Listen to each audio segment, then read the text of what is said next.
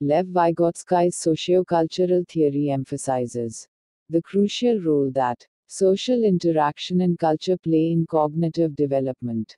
Unlike Piaget, who believed that development is a solitary process, driven by individual discovery, Vygotsky argued that learning is deeply rooted in social relationships and cultural context.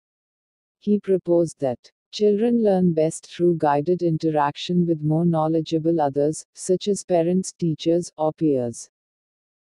One of the core concepts of Vygotsky's theory is the zone of proximal development, or ZPD. The ZPD refers to the range of tasks that a child cannot yet do independently, but can achieve with help. This zone represents the potential for learning, what the child is capable of with guidance. For example, imagine a child trying to solve a puzzle. On their own, they might struggle and give up. However, with a bit of assistance from an adult, such as hints or encouragement, they can solve it.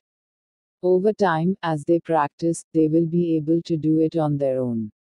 Vygotsky saw this support as essential for cognitive development. This leads to the second key point, scaffolding. Scaffolding is the process of providing temporary support to a child to help achieve tasks within zone of proximal development. Think of scaffolding like the temporary structure builders use when constructing a building. In the same way, a teacher or parent provides structured help that is gradually removed as the child becomes more competent. For instance, in the classroom, a teacher might break down a complex task into simpler steps, offering guidance at each stage, and slowly reducing the support as the student gains mastery. The third essential element in Vygotsky's theory is the role of language in cognitive development. Vygotsky believed that language is the primary tool of intellectual adaptation. Through language, children not only communicate with others but also begin to internalize knowledge.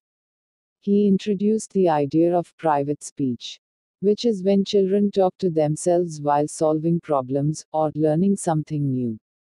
According to Vygotsky, this self-talk helps them plan, guide their actions, and control their behavior. Over time, this private speech becomes internalized as inner thought, playing a vital role in how we think and process information.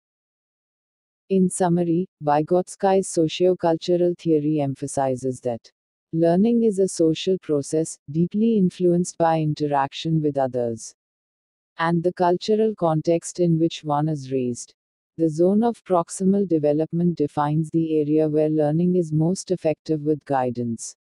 Scaffolding ensures structured support that leads to independence, and language acts as a critical tool for cognitive development. Vygotsky's theory has had a profound impact on educational practices, stressing the importance of collaborative learning and the role of teachers as facilitators of knowledge, rather than mere transmitters of facts.